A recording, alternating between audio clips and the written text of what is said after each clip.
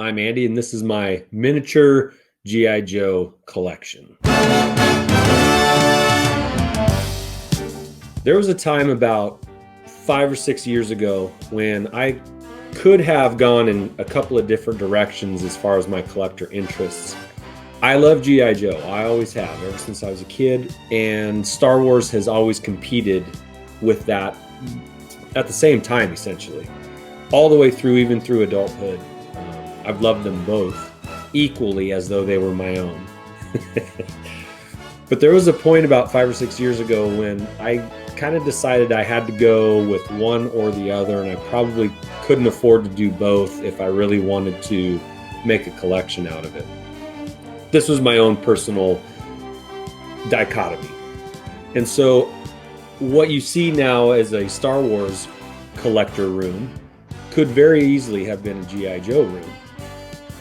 You see, growing up with two younger brothers, G.I. Joe hit all three of us at the right times in the 80s. I was on the front end of it, my youngest brother Eric on the back end of it. And then as far as practicality goes, my parents, every birthday and Christmas for years, would get us G.I. Joe because we all enjoyed it and we all played with them and we all loved them a lot. And so it was a good thing for my parents to get a consolidated toy for us to play with, because we played for those for years. Those and Legos, I should say. Legos too. Lego as well. There will always be a special place in my heart for G.I. Joe. But in this room over here, in this small little section of the cabinet, that's where the G.I. Joes are, and that's where they will remain. I got rid of the majority of the G.I. Joe stuff so that I could focus on collecting Star Wars. And it's been because of people like Scuba Pete and Vintage Toy Rush David, who also have a love for G.I. Joe. It's kind of inspired me to make a little video on this.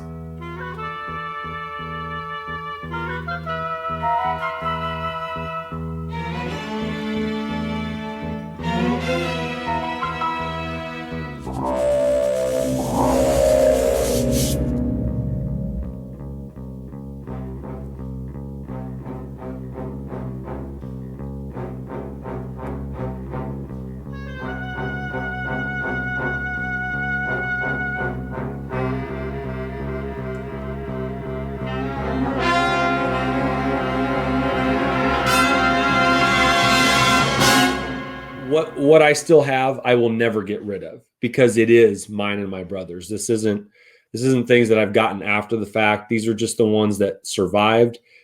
Now, I may have had to purchase a couple of weapons that didn't make it from the 80s or busted or something like that. But everything that you see in the cabinets were from our youth, and they've lasted.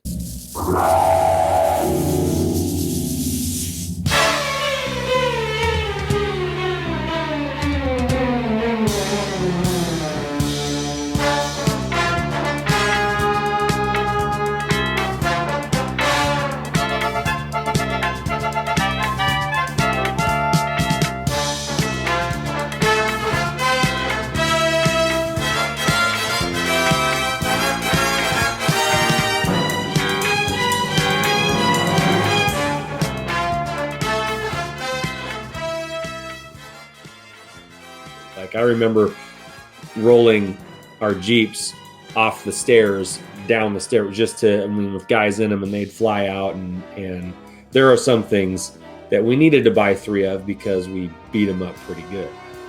But I'm really proud of what I have left, because it's not just mine. It's mine and my brother's. Among a lot of Star Wars stuff, there will always be a little corner of G.I. Joe for me and my brothers that we all shared, all have in common, and to this day still have a love for.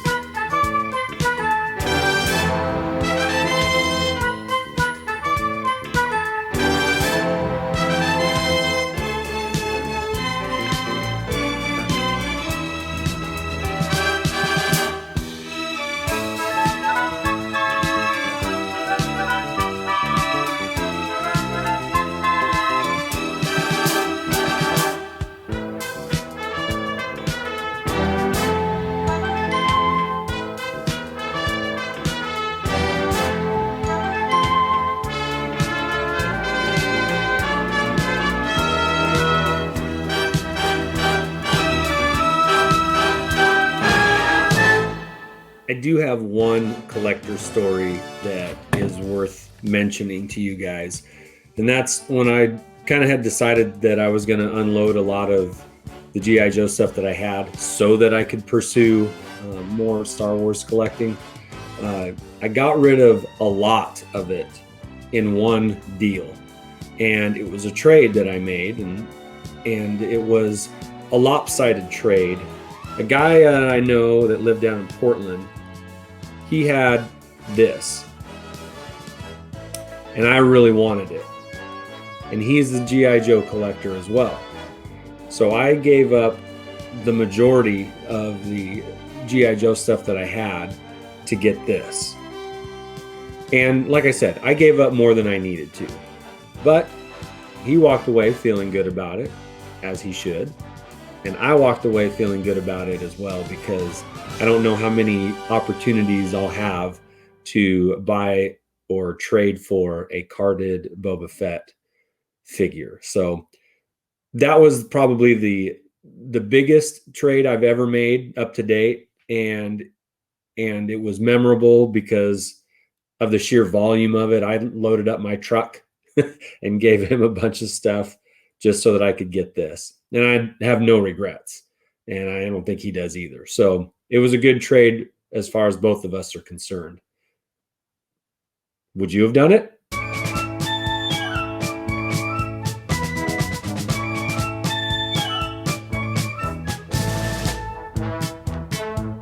Thanks for watching. Yo, Joe.